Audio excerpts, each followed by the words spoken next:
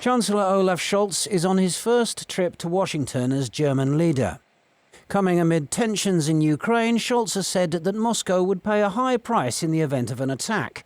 But the US and other allies have criticised his government's refusal to supply weapons to Ukraine or spell out what sanctions he would support against Russia. Scholz insists Germany is doing its part. In NATO, in Europe, in the European Union, in continental Europe, we are the country with the highest defense contribution. Nobody should overlook that. Before leaving, Scholz also signalled he was open to deploying more troops to Lithuania to bolster NATO's eastern flank.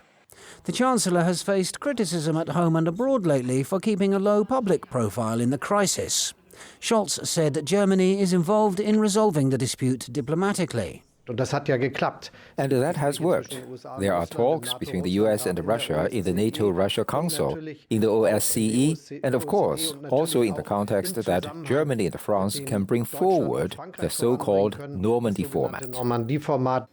Critics point to Germany's heavy reliance on Russian supplies of natural gas and the construction of the Nord Stream 2 gas pipeline.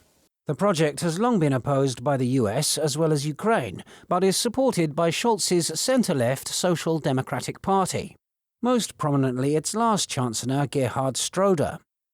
Just Friday, the Russian state-owned gas company Gazprom announced that Schroeder had been nominated to join its board of directors. Observers say signs of unity between the US and Germany could be pivotal at this time.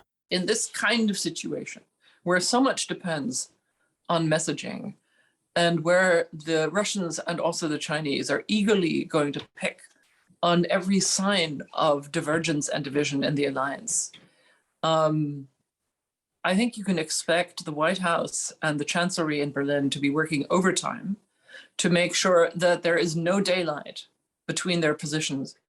Meanwhile, the German foreign minister is on a visit to Kiev in a show of support.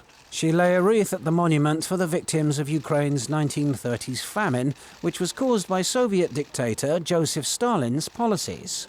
Scholz is due to visit both Ukraine and Russia next week. Earl Rhodes, NTD News.